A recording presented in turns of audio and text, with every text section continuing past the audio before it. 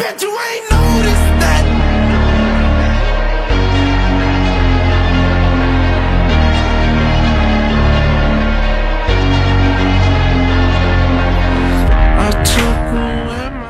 Performa timnas Indonesia yang didominasi pemain U22 tampil tidak mengecewakan saat melawan Myanmar di Piala AFF 2024 atau ASEAN Championship.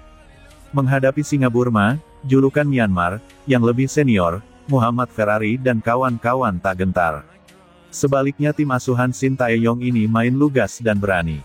Sepanjang 90 menit pertandingan, Indonesia menguasai jalannya laga, 57% berbanding 43%. Jumlah tembakan ke gawang juga lebih tinggi, 17 berbanding 12. Tampil dengan susunan pemain mengejutkan, di mana ada 7 debutan dimainkan dan mencadangkan Asnawi Mangkualam serta Rafael Struijk, kualitas Indonesia tak terdegradasi.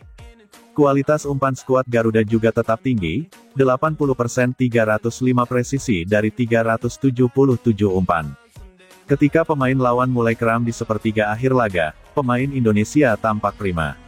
Percobaan yang dilakukan Shin pun berjalan dengan baik.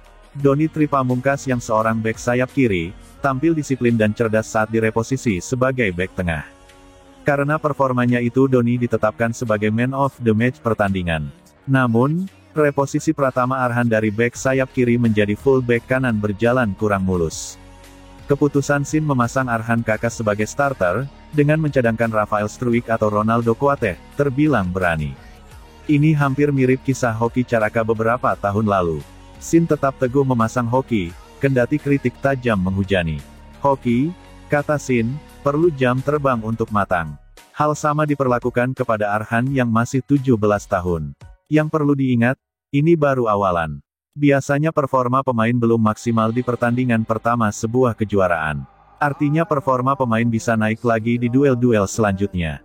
Ini pertanda pula kemenangan atas Laos di kandang, Stadion Manahan, pada Kamis 12/12 nanti sangat realistis digapai. Kekalahan 1-4 Laos dari Vietnam kiranya jadi sinyal untuk timnas Indonesia dan Shin Tae-yong. Wajah timnas Indonesia di Piala AFF 2024 ini terlihat begitu sportif, dalam artian santun, sopan, tak meledak-ledak emosinya saat dikasari lawan. Pemain Indonesia seperti seorang junior di sekolah yang tak melawan saat dikasari senior. Cara melawan yang dilakukan adalah dengan menunjukkan unggul kecerdasan intelektualitas. Ini kontras dengan wajah timnas Indonesia di Piala AFF sebelumnya. Jika ada pemain Indonesia yang dikasari lawan, keributan hampir pasti pecah sebagai respons manusiawi.